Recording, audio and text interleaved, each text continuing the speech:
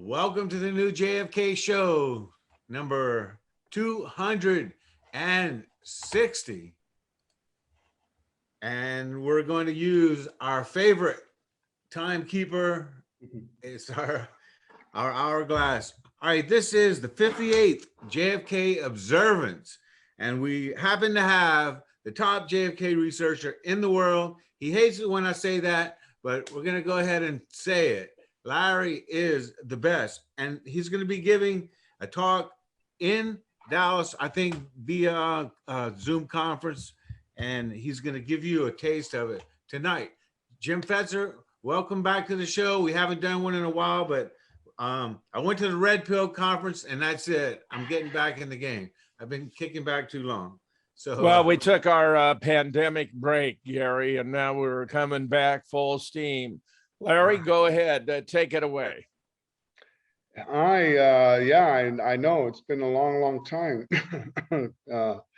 since we've been together doing this. And that doesn't mean that the work on JFK research doesn't stop.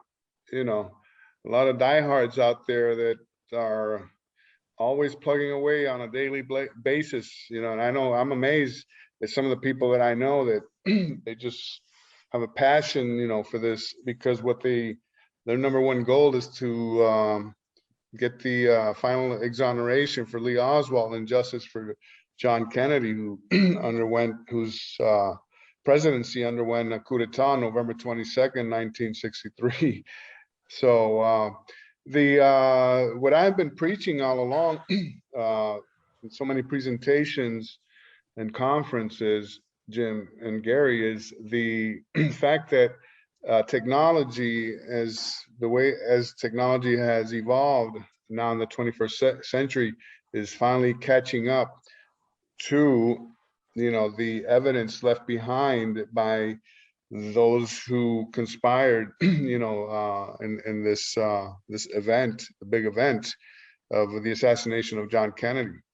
And fortunately, we have been in position to see some of those developments. For example, the Fred Newcomb tapes, digitizing, you know, those old tapes, you know, and finding out and fine tuning, you know, the audio of those tapes with software to finally find out what really happened down there on Elm Street, you know, with the motorcycle cops.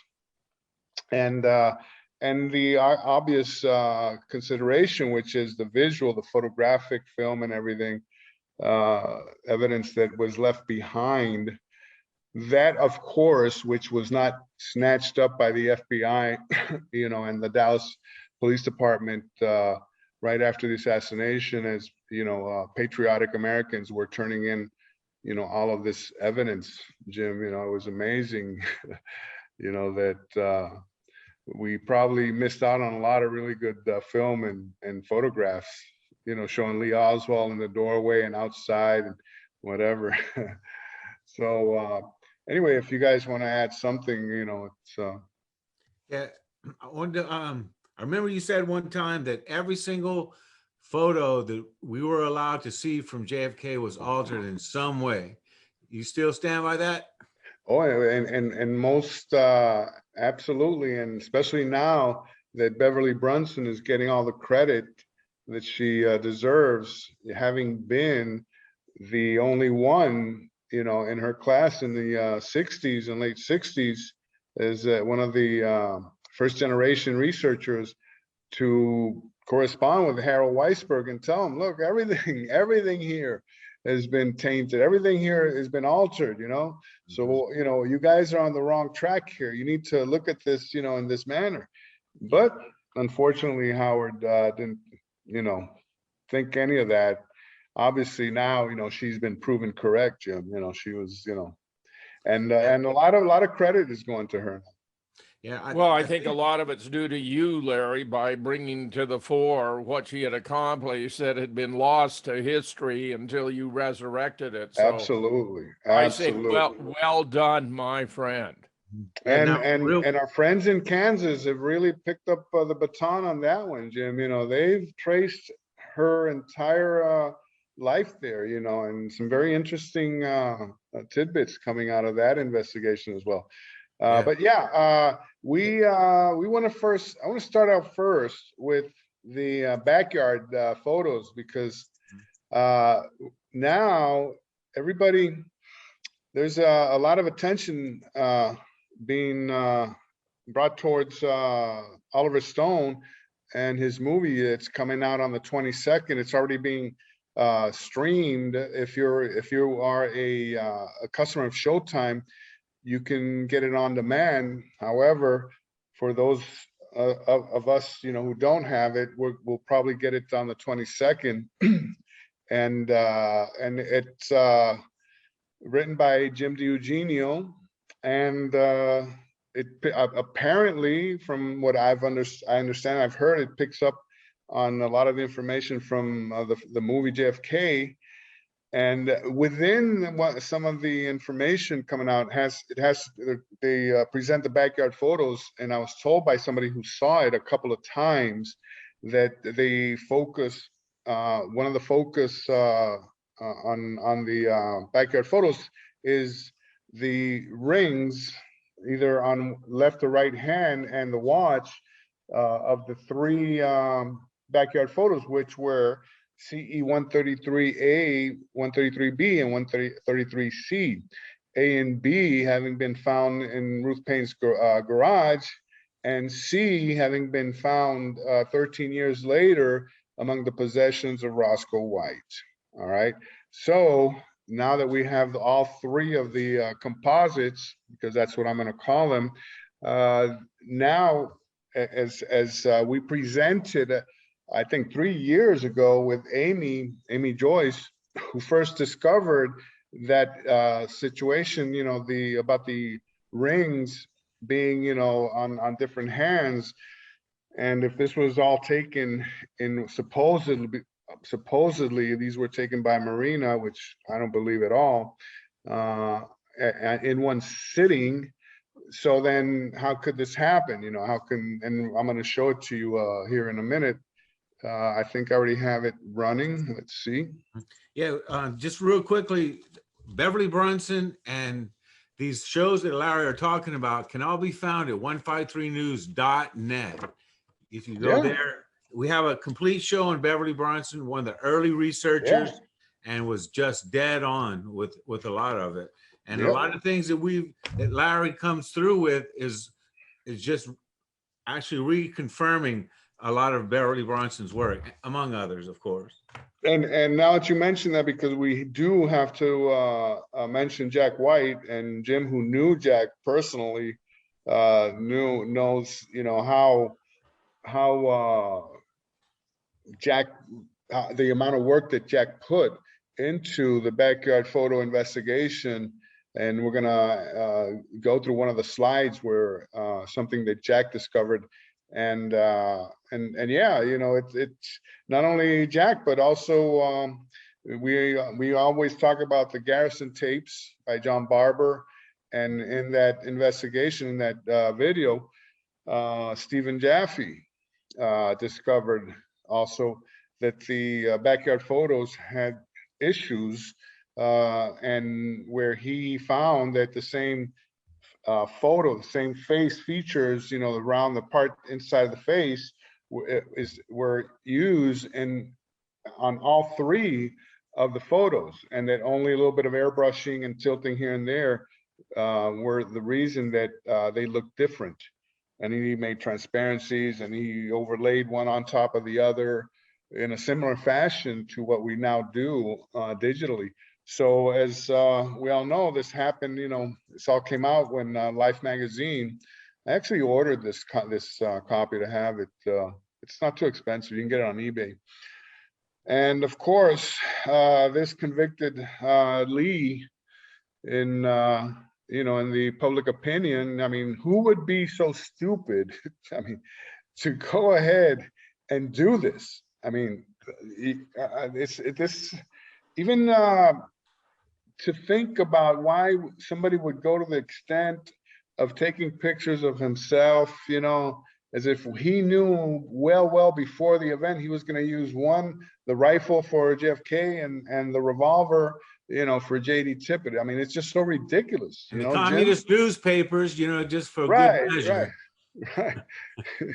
This is why in Europe, the prevailing opinion about US, and the American public was that they were so gullible that they could, go for something like this, So anyway, and this is what I was talking about earlier, A, B, and C. All right, C, the one on the right, which is very interesting because later on, that's the one that Detective Bobby Brown went imitating, posing, instead of the other two. So that's very interesting as well. And that same evening of 20 to November, that's where, they were found on the 23rd, okay, on the 22nd, and they were shown to Lee on 11/23. Now, the person, who, comes in here and who is a very, very important player, is Roscoe White. And curiously, 133C did not surface until 1976 among his possessions. That's when the HSCA took possession, and it was later returned to the White family. And on the evening of November 23rd, that's when they were finally shown to Lee. And that's why this might have been what really sealed his fate, when he said immediately that, he could prove that they were fakes, and at the proper time, he would show that these photographs were fake. And, in that meeting, we had Will Fritz, James Bookout, and Secret Service Inspector Agent Thomas Kelly. He was the big guy there. And there he said at the proper time, he would show that the photographs were fakes. And what we have done here now is to show and to prove what Lee would have done had he been allowed to. So this is what Amy discovered here, that in C133A, there's no ring on either ring finger or any finger for that matter. Okay. Then on 133B, okay, he's got a ring on his ring finger on his right hand, left when you look at it from the front. All right. 133C, which is the one found at Roscoe's 13 years later, he's got a ring on his left and he's wearing a watch. Okay, now photogrammetry suggests, and this is just showing what Jaffe did, but in a different manner, that the same face was inserted. And when we do color coding here to differentiate one from the other, we just draw a line across. And as we did with the man in the doorway identified, we're applying exactly the same principles here. And there it is, along the hairline, the eyes, the tip of the nose, everything falls in the proper place and perspective. When we superimpose all three, again, they all line up perfectly here. There is animation here, but I have to go, okay, and run it now here. Okay, there you go. Again, when we look at these animations, these GIFs, we're looking at motion, movement, or no movement. If there is no movement, that means we have a positive match. That's right. If you see it's going all over the place, then that's not the person. Yeah, put up Billy Lovelady. Yeah. And watch it move all over the place. Yeah, the same, yeah. And then the chins, another discovery by Jack. All right. First, the backyard, and this is 133A. And then we go on to New Orleans Police Department. This was the booking, okay, the mugshot there.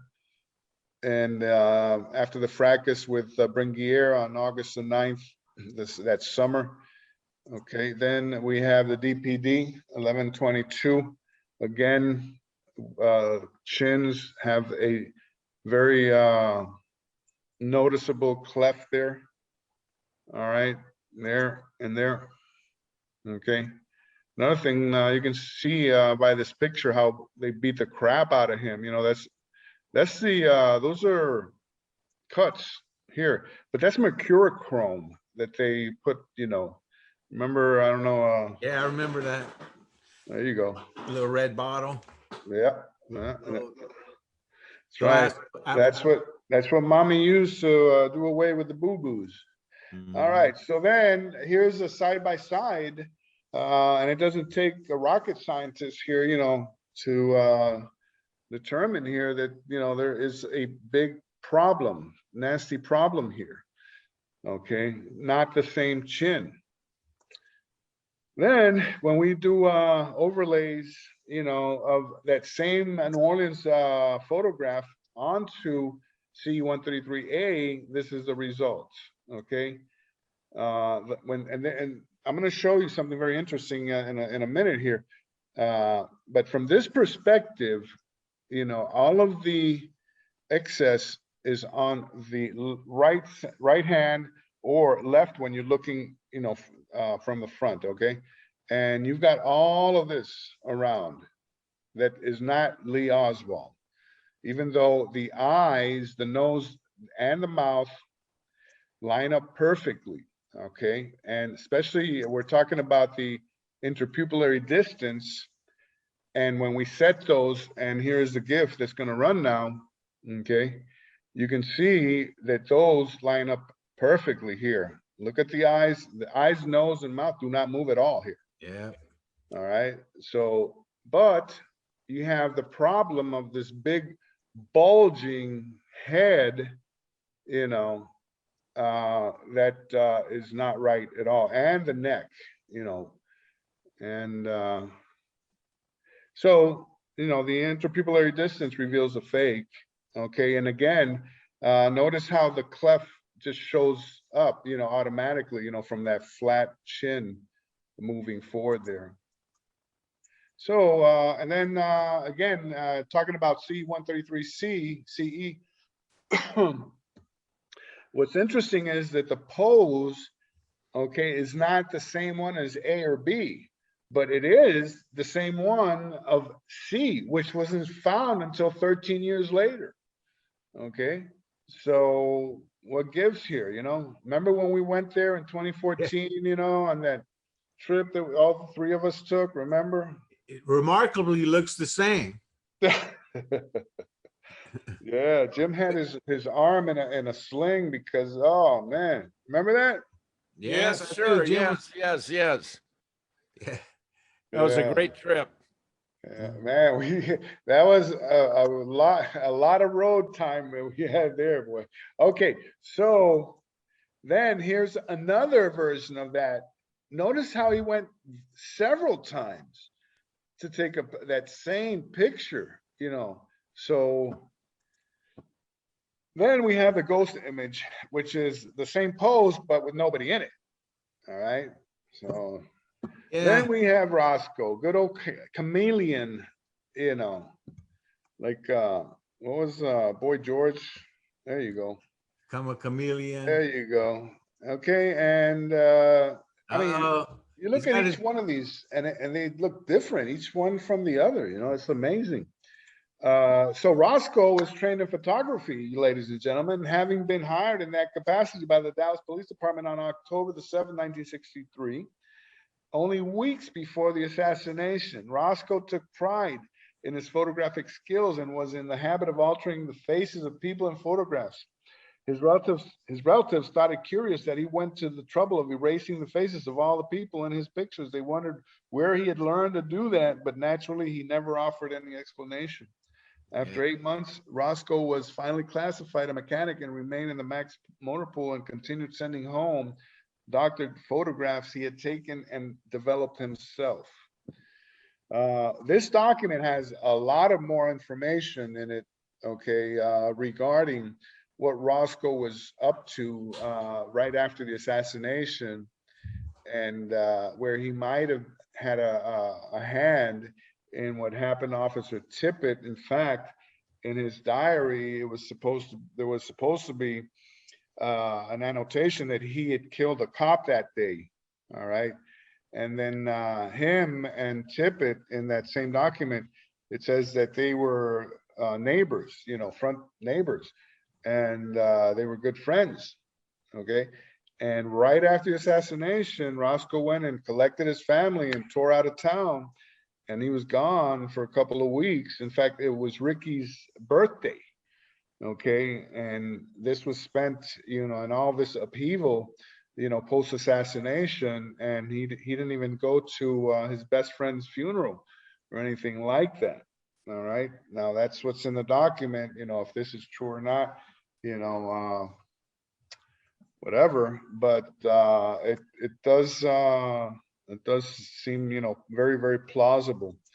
Now, this is the famous beach photograph, and this photo is so important. It's so invaluable because we get Roscoe in his physique without a shirt or anything. And this, for a comparison basis, this is perfect, especially when you're working with digital overlays. And we're going to see that. We're going to see that in a minute. I mean, even the pose, of how Roscoe is standing with his weight on his right hip, Jim. I don't know if anybody would see the significance, of this, but I do. All right, because it happens to be the same pose that you see in the backyard photo. Okay. Oops. So, any comments there, Jim, Gary? Yeah, I'm saying I love what you're doing here, Larry. I mean, we have plowed this field before, but you're doing a great job with refinements. I just want to say he has a pretty distinctive looking chin that there, Yep, well, completely flat, of course, I mean, and then, so once you start to compare the two, and this is again where, we cite the work of the great Jack White here, who went through hell, and back, people don't know what Jack White had to go through at the end there, but anyway, this bump here that you see here, what appears to be from a poorly set fracture, years before, is also seen on the right wrist of Backyard Man in 133A. All right. And the significance of that is that it's a marker. Okay. And we're going to look at other markers. But before that, again, Steve Jaffe, and he's the photo analyst who worked for John Barber in the Garrison tapes, which still to this day has to be one of the best. Yeah, I've watched it at least 20 times. It's got to be one of the best. We have reviewed that here many times and ran back. So whoever framed Oswald evidently used only one picture of his face and planted it on someone else's body, according to Steve Jaffe. Then to give the face on the right a different look, it seems they airbrushed some of the facial features and tilted the head slightly. And in doing so, they tilted the shadow under his nose. That it was one face is easily demonstrated. If you take the face on the right and superimpose it on the face of the left, the features line up. But when you slide the face back, you see it had to be tilted, Just with those two citations, those two prior investigations, prior studies, this is, what else do you need to look at, But yet, in this digital age, we have to go, obviously, to the overlays. And here we start to compare one with the other. Okay, our probe, as we did before, is the photo that we don't know, and our gallery, the ones that we do know, and we start to position them side by side and scale them and everything. And then we have our other subject, which is Lee, and we have this photo, and we also have the DPD, okay, which I've added. And there is a difference here of perspectives, okay? If you look closely, they're not exactly the same, okay? And neither is it the same as the NOPD. And and you can tell when you can see more of one ear than the other, okay? That there is a very slight tilt there of the head. So first, the overlay results of Roscoe, and this is an 8-panel collage starting from left to right, top to bottom. Oops, oops, oops, this might crash on us here. Yeah, absolutely. So when was Jack White doing all this work? It was in the late 60s? Jim. Yeah. Yeah, Jack was doing it for decades, you know, and But started when, like 68, maybe? that sounds about right, and into the 70s, and we collaborated on a number of projects. He was particularly good in this backyard photograph by using the newspapers, which had known dimensions, as an internal ruler to determine the height of Right. the individual there, Right. and discovered they Yes, were absolutely too short to be Lee Oswald, only about 5'6", meaning either the newspapers had been introduced too large when they faked the photograph, or they'd used someone who was too short to be Lee. And of course, it was the former. When they created the fake, they simply introduced the newspapers too large. Yeah, That's right. and his video, Jack White, is called Fake. And I'm not sure. Yeah, I bought that. I met White in '93 at the 30th, and I bought both of his videos in VHS at the time. Even took a picture with him. I think you can still get them on YouTube. They tend to leave a lot of the JFK stuff it's alone. still, and it's still relevant today. So then we go left to right, top to bottom, real quickly. And the key here is to, you know, look at the neck area, the shoulders, the traps.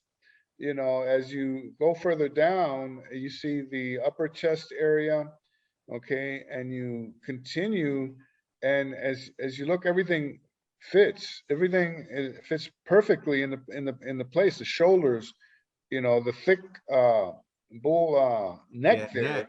This guy was practically a bodybuilder next to Lee Oswald, you know. So anyway, here's a larger transition here from 0 to 50 to 100%. 0, 50 in the middle, 100% on the right.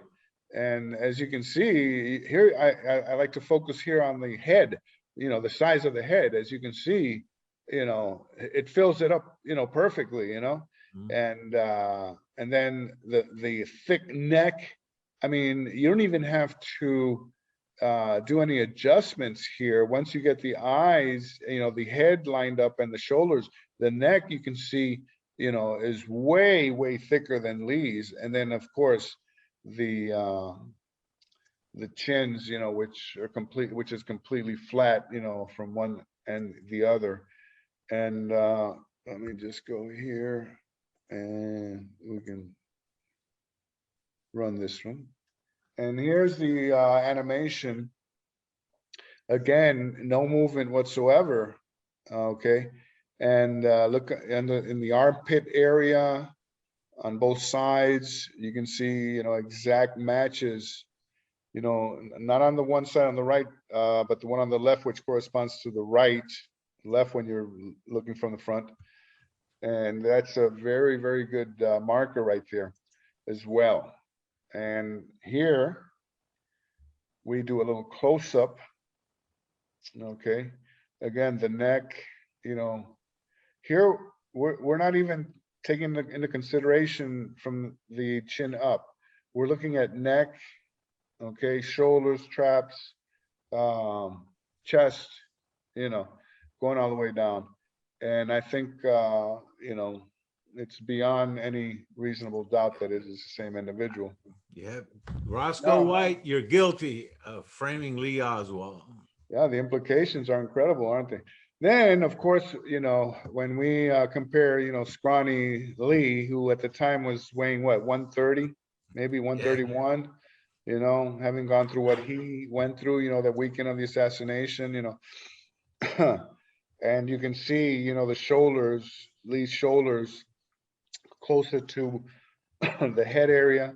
You know, the shoulders are much narrower. Okay, they are narrower. And look where the difference here with the shoulder just on Backyard Man protrudes all the way over here.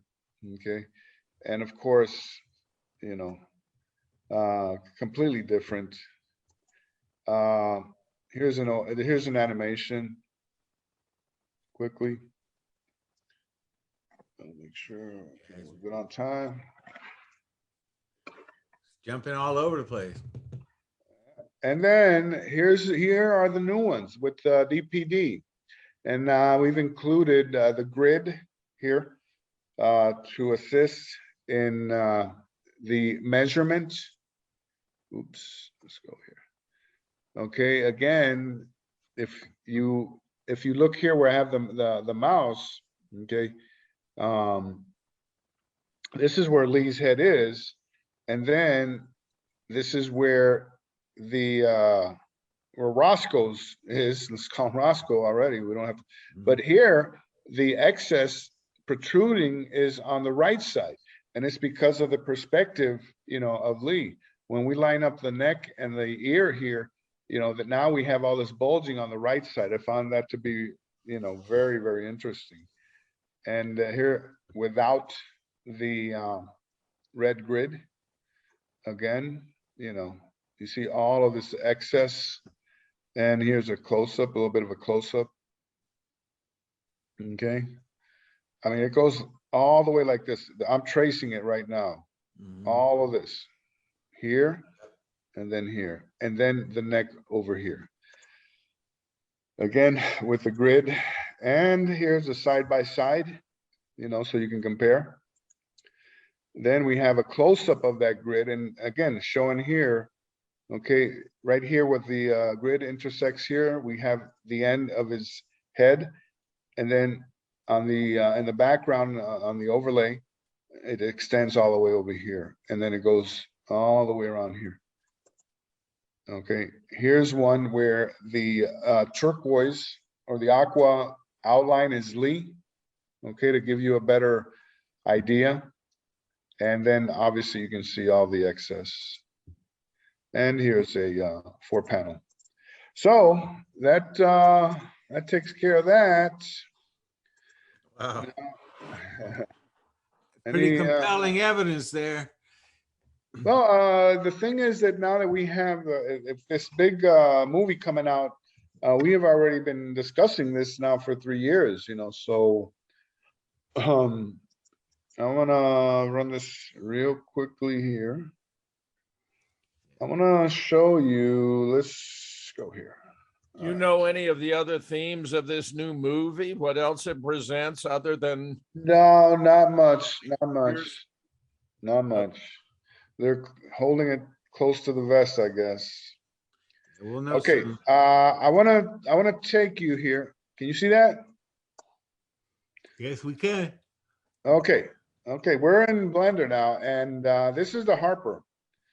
Okay, and what we've done here is add a quarter, so you can see, gives you an idea, you know, for scaling and comparison between the actual fragment, you know, so you have a really, really good idea of how, you know, the size of the fragment, of the Harper fragment.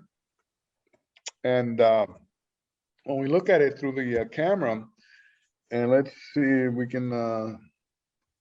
Yeah, if anybody's wondering, the Harper fragment is a bone that was found way much further down Dealey Plaza. Yeah. Good. That's very good, Gary. Thank you, because I assume that everybody knows all this stuff. Yeah, right. So what we're going to show you here is a little rendering. This is how Blender works here. And notice the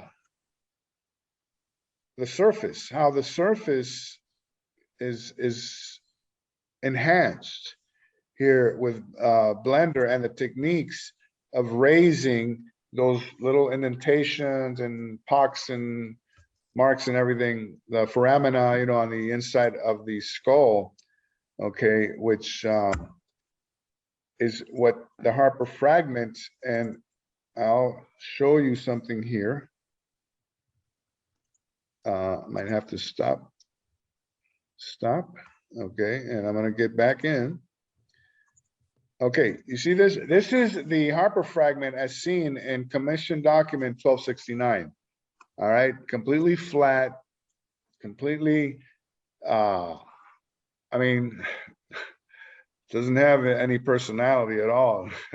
But anyway, this was done on purpose, Jim and Gary, you know, so that those who came later couldn't try to find out or deduce, you know, from where this piece of bone came from.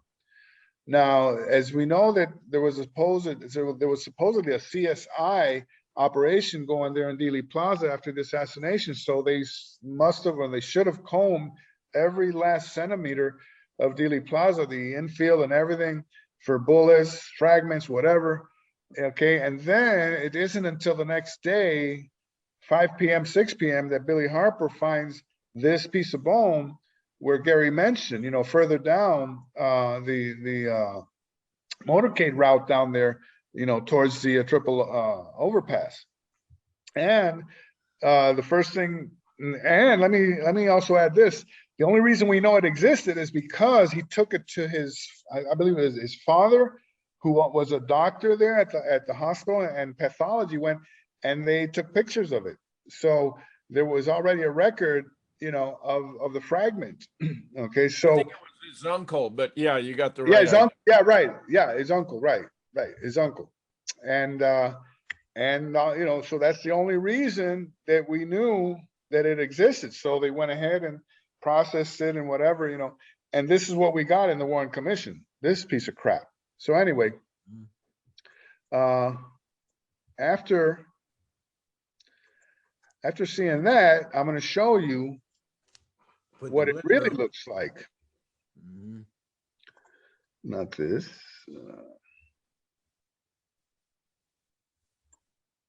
And let's images, umbrella map. Yeah, while Larry's doing that, just letting everyone know, I got married not too long ago. Oh, wow. Good for you. Okay, you see this? Can you see this? Yes, I can. Looks really All good. right. Okay, here's the quarter for that I added into the composition. And I have the fragment, you know, spinning around. Let me see if let me slow down the playback. Playback. Speed. Slower.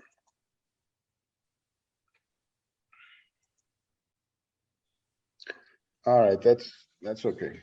Now, see now when we model the Harper fragment the way it's supposed to be with the curvature, and as you can see as it spins, you can see texture, you know, because the light sources are hitting the model in a way that you can see how it's been modeled to show those pock marks, to show those indentations, okay? And as the light reflects, you can see that it's got depth, you know, that it's got body, okay? So this is what the Harper fragment really looked like. Obviously it had blood and hair, you know, whatever particles on it, but this is what it really should have looked like at the time. All right, so now that we're done with that, now let's go and here's something that I want to look at, because before I run the blender, oops.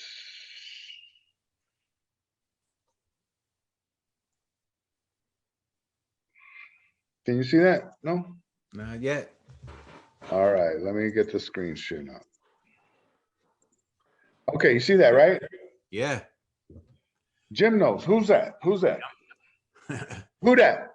You Do mean that. the umbrella man? Yeah, sure. And the Cuban The fist Cuban. pumping guy. But notice that they don't have any feet. Yeah, nice. Something like Mary Mormon and I mean, this is Yeah. contagious.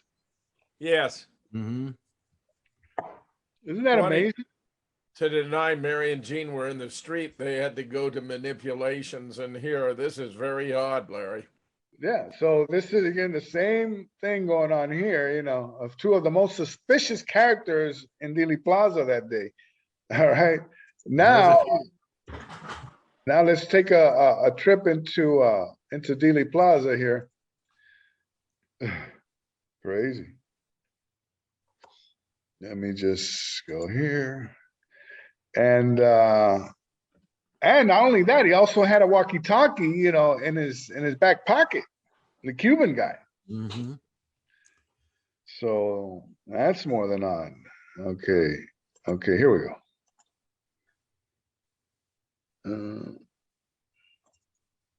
All right, you see that? Yeah. All right. Okay, this is how it looks now. And I just can't believe, from what the way we started here. The first thing I want to point out is, remember we talked about the Cutler map, okay? Yeah. And how important the Cutler map was to recreate Dealey Plaza as it was November the 22nd, 1963. And the reason for that is because the changing of landmarks, trees, lampposts, they've for example, down in this area, that this was like a concrete area here. What they did was they extended the infield to go all the way down here. This concrete area, nor this one exists anymore. And obviously the doorway, okay, and very subtle changes here and there. And one of those changes has to be the positioning of the lampposts. Okay. Now the thing about the color map, and I'm going to point out here, you see this, the mouse pointer, I'm right here, this dot, that's a lamppost. You go up, that's a lamppost. Right here, that's a lamppost. Down here, that's a lamppost. Then you have the storm drain. You see this? Mm-hmm. That's the storm drain. Okay. And I'm working with his same plans.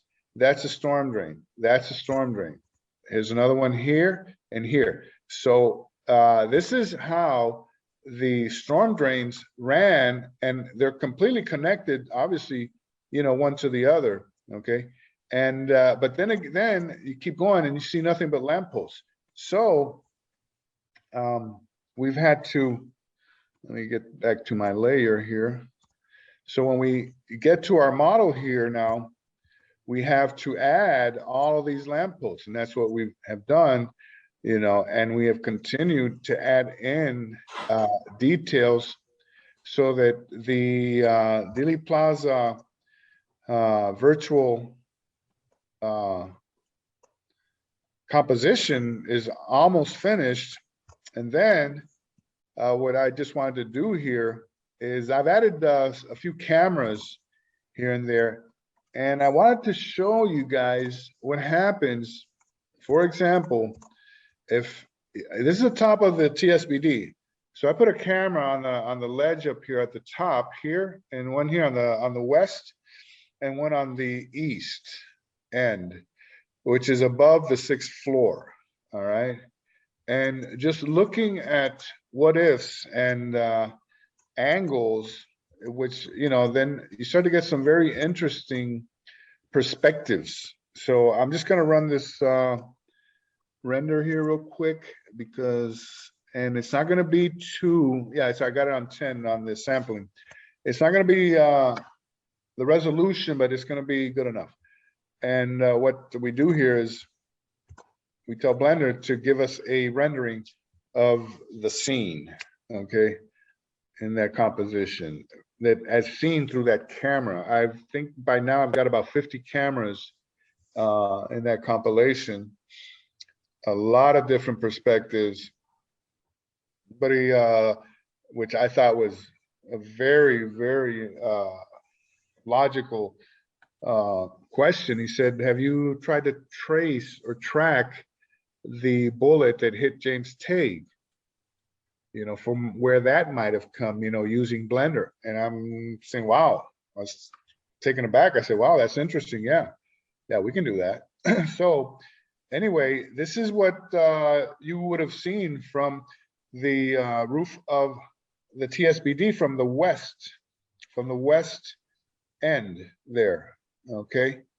And as you can see, very interesting angles. We know that Connolly was hit with in the thigh with a bullet whose trajectory was very in a descending manner. Okay, and what this can do is aid us in looking at, you know, those possibilities.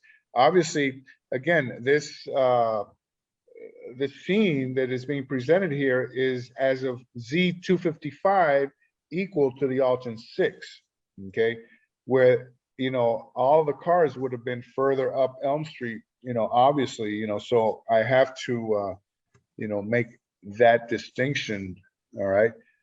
But that's what you would have seen there. Now, you see all the triangles here? Mm-hmm. These are all cameras. So if whatever you want to see, and I wanted to show you what it looks like from the top of the Dow Tex, because it's always also a very, very interesting perspective here that we get, because it seems to give us a very straight trajectory towards the cars as at the top of Elm Street. Let me just run this real quick. The rendering. And then we can go ahead and take a closer look at the Cuban and Umbrella Man, because I find them very interesting. They're in almost every, I mean, they were out in the open, so obviously, you know, they're going to be in almost every rendering from every camera. But here's from the top of Elm, I mean, of Dow Tex. And then I'm going to show you Weatherford's position. All right. And then as you look towards in the background, way down yonder, like my dad used to say, all the lampposts, okay? Mm-hmm. All of these lampposts used to be Oh, there. that cement, the cement is not there anymore. No, that cement is not there. Yeah, you know that, right? Yeah. Right. Does not exist anymore.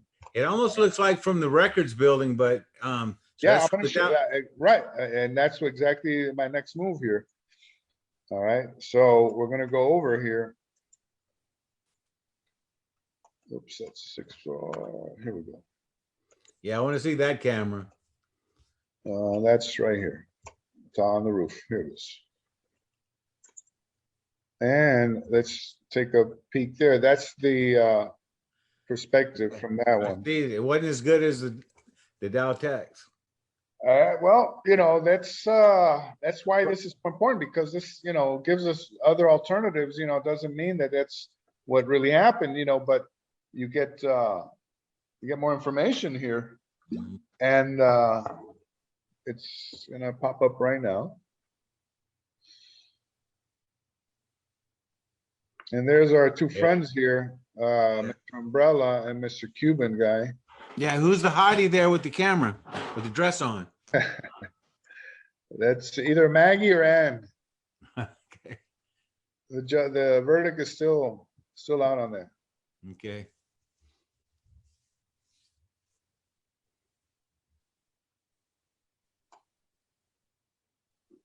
So that's the Weatherford, that's the county records perspective there. Okay. That's that's there. Then, oops, let me go over here Take a look at these two guys.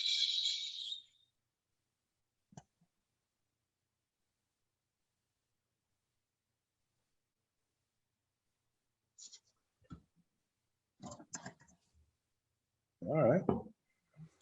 It's coming.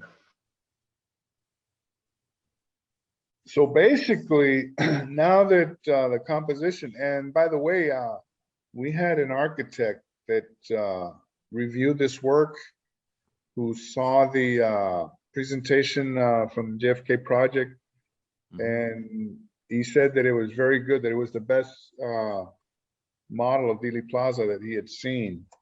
Okay, and here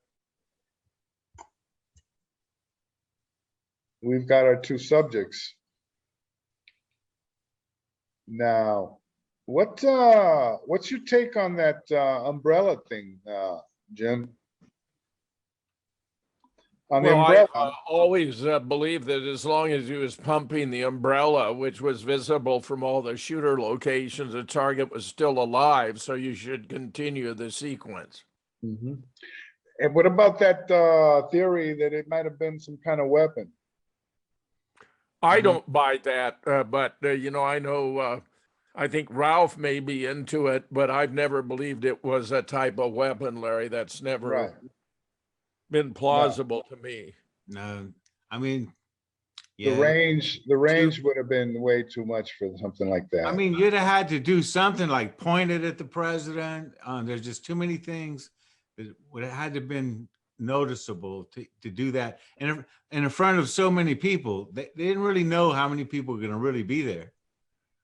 Now, the raised fist may have been a signal to Greer to pull the limo to a left and to a halt. I believe that's entirely possible. Well, obviously, you know, they were both, you know, signaling that more shots were needed, you know, to, Yes. you Yeah. know, that the target wasn't terminated. And you know, after Dealey Plaza is clearing out, they're the only two who are calm and collected, just sitting there like nothing happened, while Yep. everyone else is running around like a chicken with his head cut off. Yep. Yeah, Very, they're sitting very, down. very suspicious. They're sitting This down. This is Bill Newman's view.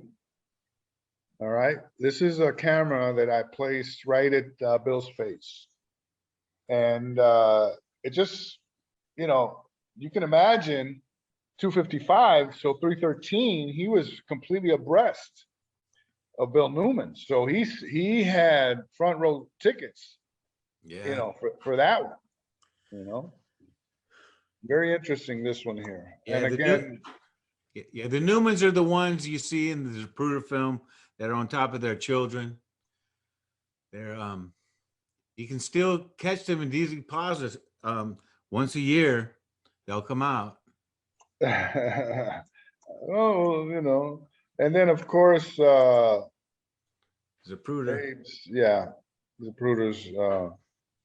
So that's basically, you know, what we're doing here with this. Got another one here. Gotta go here. Well, I So- wonder how much of Oliver's new film is going to be dependent on research we've done over the years. I mean, that'll be interesting. DiEugenio, you know, I think he's so second rate that it's embarrassing that he was able to shove us out of the way with that you know, well carried out but completely fraudulent attack upon me that had so many dimensions.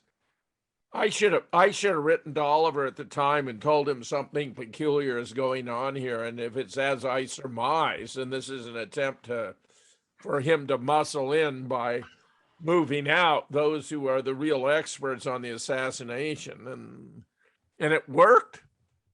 Yeah. Yeah, and he went through the trouble. You can That's what's so crazy. He went through all that trouble. you can rest assured there'll be no Lee in the doorway for sure. This is what they should be doing. And now this I wanted to show you guys this because this is why this Cuban guy is so important now. And, you know, everybody's got different opinions of who it might have been. But this came out from Dateline Dallas in the 70s, might have been. And Cuban guy, that's him, I think, in the Bronson or in one of the films. But he was stalking JFK. Okay, he's here at Love Field. See the red circle? And then at Parkland Hospital, he's here. You know, Wow. so That's very damn interesting, Larry. That's very damn interesting. you know, so here he is here at Parkland. He was stalking JFK, Jim. He was stalking Air him. Force One. All right, look, he's on the tarmac. I mean, give me a break. And the days are so far gone that you could ever get this close to a president. So, Oliver Stone, you know, has it, and supposed to be on next Monday. Stay tuned. I'll check it out. You know, and we'll have to talk about it. You know, from a friend of mine already saw it. He said it's pretty good. So, But he didn't tell you more about the contents? no. He said the thing about the backyard photos, you know, the rings and everything that we've covered already, and that's it.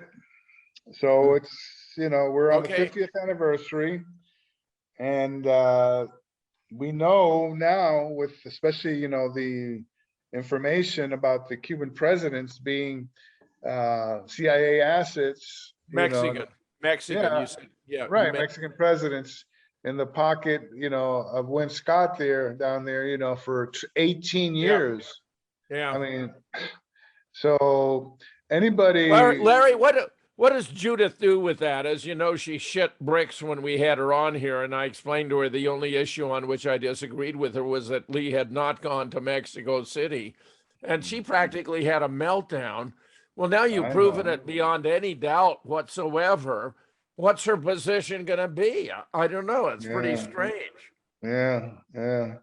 And ditto, you know, for the affair with Sylvia Duran, you know, that's been disproven completely, you know, and sure. So I think that the, you know, Mexican presidents being CIA assets is so damn important. Yes. You know, in this whole thing, because you have to look at it, you know, from a totally different perspective, you know.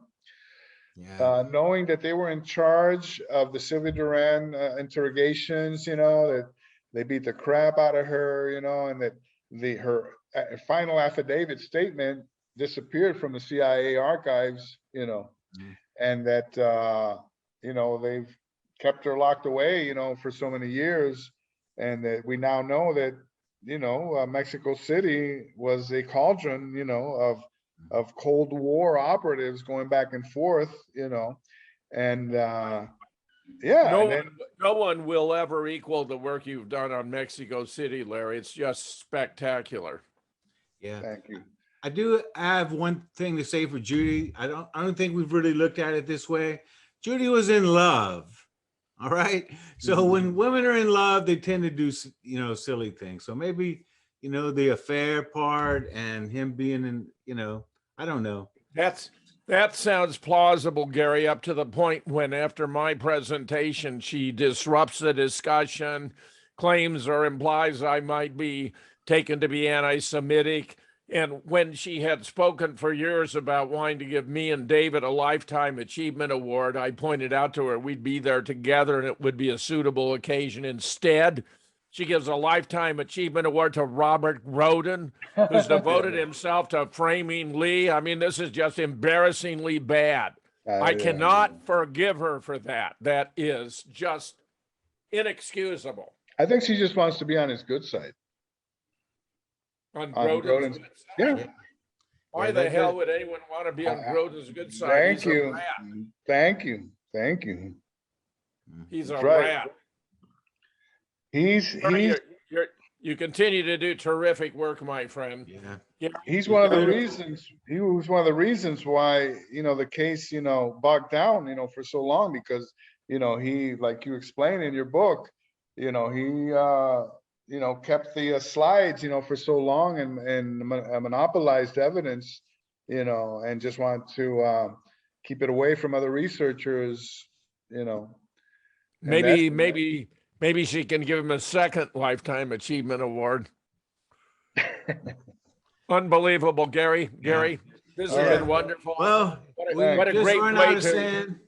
a great way to get us back in action. Okay, Larry, thank you so very much. Yeah, we've been at war with on the COVID front for 2 years now. Just tell Oliver that you've been there and done that, and you got the T-shirt and everything. We've got it all. All you need to do is go to 153news.net, and the JFK shows there really have many views, like 17, 20,000. So they do get a lot of good views. So there's a wealth of information and a lot of Larry's great work. If you just go there, it's free as it can be. Go to the Gary King YouTube channel, and they're all right there. Or you can go to Fetch or Blogspot under Gary King videos, and they're in there. There's some other videos on different topics, but all the JFK shows are there. So, well, fellas, I'm glad to be back in the saddle with you guys. And I have a show that I'd like to do in a couple of weeks. Jim is going to do one tomorrow night while Larry takes on. We can delay that, Gary. One show a week is good. Yeah, one show a week is good. Yeah, you got it. All right. Appreciate it very much, fellas. And we'll see everyone next week. This is JFK show number 260. Signing off.